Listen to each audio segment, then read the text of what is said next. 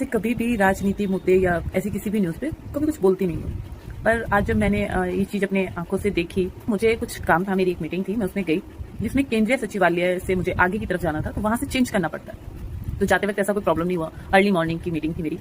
आते वक्त केंद्रीय सचिवालय पे मेट्रो रुकी नहीं,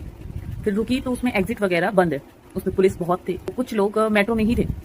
वो थे दंगेबाजी वाले लोग। एक तरीके से उनका जो बॉडी लैंग्वेज था और उनकी जो बात करने का तरीका था, एकदम मतलब जिसे कह देते हैं ना जाहिर, वो लोग थे वो। जब वो मेट्रो नहीं रुकी तो वो बीच बीच में बात कर रहे थे, यहाँ रुकेगी नहीं, सरकार ने ये कर दिया, वो कर दिया, बंद ही कर देना चाहिए। चलो ठीक है, वो तो उस चीज से रिलेट कर रहे हैं, उस चीज में इन्वॉल्वेशन रख रहे हैं, तो वो बोल भी रहे हैं, उस चीज को मैंने इग्नोर भी किया। हालांकि उनकी जो लैंग्वेज थी वो बहुत ही मतलब बहुत ही गंदी वाली लैंग्वेज वो यूज कर रहे थे। जिस इंसान को यही नहीं पता है कि आप कहाँ खड़े हो और आप क्या बकवास कर रहे हो,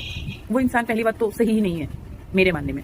फिर उसके बाद हमें निकलना था नेक्स्ट उस पर, तो वो डिसाइड नहीं कर पा रहे थे कि उनको निकलना है मेट्रो से कि नहीं निकलना है। तो हमें निकलना था, तो उन्होंने ऐसे ऊपर की तरफ ऐसे हाथ से पकड़ा हुआ था। उनको मैं बोल रही हूँ मैं कि sir excuse me please side हो जाइए, कुछ होश नहीं है। उनका ये इरादा है कि मैं उनके हाथ के नीचे से निकल के जाऊँ,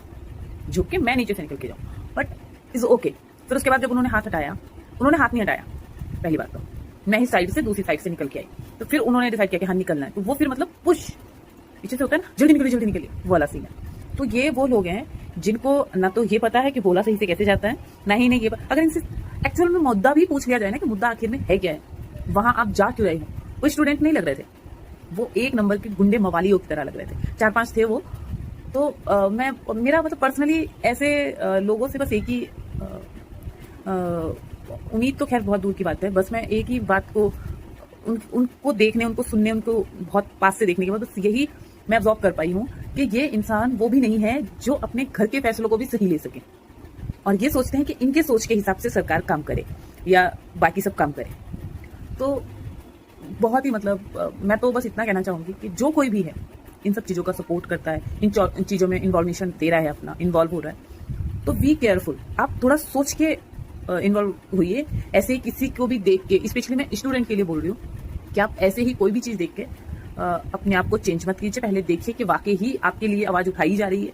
वो सिर्फ जो परमिशन मांगी गई है वो स्टूडेंट के एग्जाम को लेकर मांगी गई है, और वहाँ पे और वो सब कुछ बात हो रही है, और उनके मुंह से मैंने एक बार भी ये वर्ड नहीं सुना है कि वो स्टूडेंट है या कुछ भी ऐसा। जो मेन मुद्दा है वो नहीं सुना है, वो गाली गलौज, सरकार को दोस्त ठहराना, ये है मेट्रो सारी बंद कर दो, ये सरकार तो गिरनी चाहिए, ये होना चाहिए, वो होना चाहिए, एक्स्ट्रा सब कुछ था, पर जो मेन है वो कहीं से कहीं था ही नहीं।